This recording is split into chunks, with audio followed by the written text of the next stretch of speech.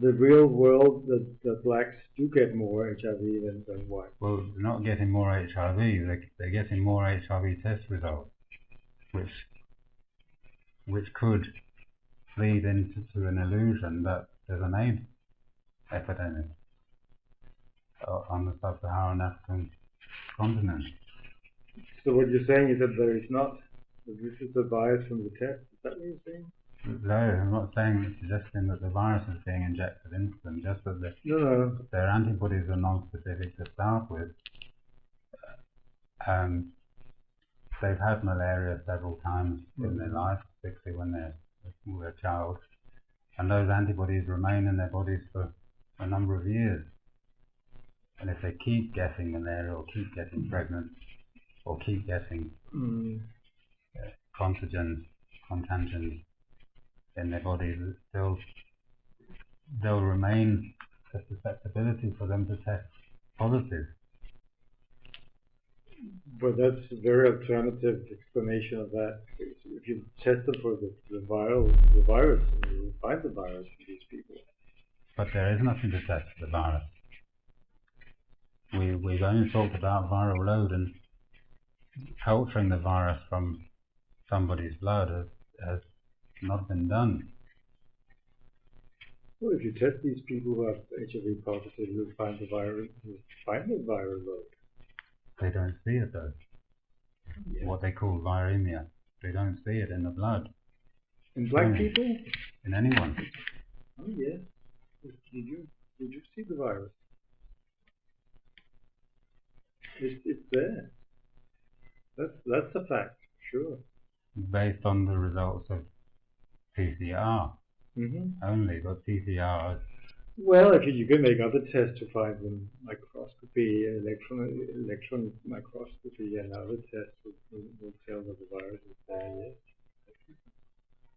Electron microscopy has not proved that all the graphic images of what's referred to as HIV on the internet, originally posted out by Gallo, have not been verified to be a unique retrovirus, mainly HIV. It could be one of 3,000 other retroviruses, but that's a far cry from whatever it is they're photographing to being pathogenic, and another far cry from what's being pathogenic being sexually transmitted.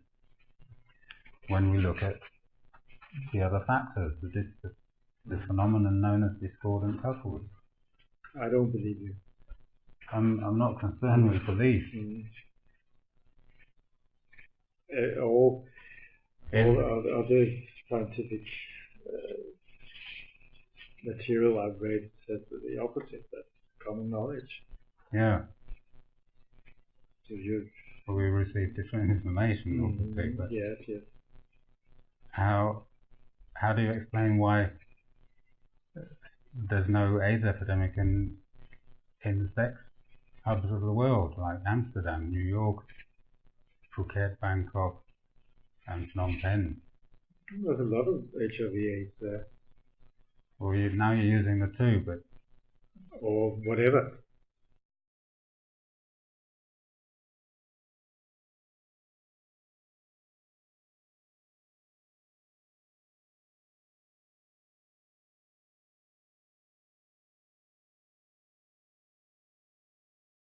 In Phuket alone, there are 2 million tourists a year, and as I say, the favorite pastime at night is hanging out at the girly bars. So that's Phuket alone, 2 million people. Whether it's true or not, they actually do have 2 million, I don't know, but that's the reports. Do you mean to say that 90% of the prostitutes are working in Phuket, servicing 2 million Western tourists annually? I'm not sure all 2 million have given birth. Go to the bars, but yes, they're 90%. They leave their children with the grandmother, and then they come here. Yeah. How much AIDS propaganda is found in this town? 0. There is no there is no, I think partly because they don't want tourists to think about it or get that image. Yeah. Partly because it's just not an issue. In the years you've lived in Thailand, have you seen anything that resembles an epidemic of immune deficiency and a death toll? In the 9-10 years in Thailand, I have never come across a single instance of AIDS. Of all the people I've known, including the working girls, even the lady boys, the gay boys, I've never come across a single instance of AIDS. I've never experienced any of the people I've known for years become sick or disappear under mysterious circumstances. Okay. I haven't even heard about it. There might be a certain stigma relating to it, but I actually haven't even heard gossip about anybody who knows somebody from the bar, whatever, where they work, who got AIDS. Not in 10 years. Just among the prostitutes, because they make up half the population here. Thailand is one of the spots, one of the vacation spots where there's a red flag comes up. If you come home and say you're ill and you've been in Thailand, then you get these telltale questions about your sexual orientations. If this were anything like the claim about Africa, I'd expect the Phuket's population to be wiped out by now. Simply put, there's no way they would be able to contain this because people are pretty promiscuous around here. It's no more visible here than in Denmark. In Amsterdam, there's definitely an epidemic going on in big cities. Yeah, but there's also a lot of drug abuse going on, and that drug abuse is known to cause pneumonia and immune deficiency in the long run. Not in the same groups. I mean, you talk about intravenous drug use? I think all, but I'm not really being specific. So what you're saying is that for example, the gay population of Berlin, Amsterdam, London, the growing number of HIV cases is by doing drugs? They're testing more people. You know, they test more people more of the time, they'll create a self-fulfilling prophecy. Yes, hopefully they test more to be able to treat more people. But why do we want to treat more people? Well, because these people, cannot. If there's no cure. But there's no cure, but you can treat them for not, so they don't get sick and they get very little viral load in their blood, so they don't infect other people. It's the treatment and it's prevention. There's quite a difference of conclusion between patients, health providers, and dissident age researchers as to whether this treatment's effective or not. I mean, obviously, I've met personally patients who've been taking anti-retrovirals for longer than 10 years, but that doesn't prove that they have HIV. It doesn't even prove that they were sick at the time. In one case, the woman got sick 2 years after she was told she was HIV positive, but she got sick with TB, and the ARVs can't be claimed to have saved her life because she wasn't given ARVs for her to recover from the TB. She was given anti-TB drugs. Only when her TB subsided was she given anti-retrovirals, which she'd been taking for 12 years. But she would be exploited by the AIDS activists as being living proof that anti-retrovirals save lives. But that's not right, is it? Yeah, it is. Definitely. I mean, we cannot agree on this here, but it's very dissident in your opinion. doctors used to say in the 1940s, was it, or the 1950s, in commercials, they would publicly say that smoking was healthy. But then they've supposedly changed their minds since then. But you could still postulate that smoking saves lives, because look at all these people who smoke and they're not dying. Well, most of them are.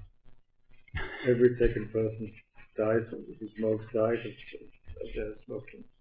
That's a fact. Yeah, but when they die, you link the smoking to the death. But with anti-retrovirals, when somebody dies of liver failure, the AIDS orthodoxy doesn't say that they died of the drugs. They say that they infer that they died of AIDS. Well, there are some people who die from the drugs, yes. I would think that, yes. It's in the medical research, isn't it? But hopefully you can detect who do not benefit from the drugs before they get so sick that they die from it. Yeah. I hope so that the doctors follow their patients closely. This causes another dilemma, because the person who starts antiretrovirals and then gets sick, either soon after or sometime later, it will always be presumed that they started taking the drugs too late because they're sick. And therefore, if they don't get sick, that they're surviving because of the antiretrovirals, which is absurd, I think. Yeah, I don't. We cannot agree on this. Why? Why not? No, because we have different opinions about it. And I cannot go on all afternoon. I have an appointment with my dentist. Yeah, I've just come from the dentist myself. Okay. So, we can debate about this forever. We don't agree. Well, I hope not. Because when I say they, the AIDS orthodoxy is considering phasing out testing in Africa, medicating people the population who's deemed to be HIV negative. No. Yes, I can send you the links. They're doing studies they're recruiting black people with black hair on studies. They don't want to say... They want to test more people. Test and treat. Yeah. That's what it's about. But there's an obsession with that has no humanitarian element to it. Well, let's hope so that human rights will be respected. No respect in this.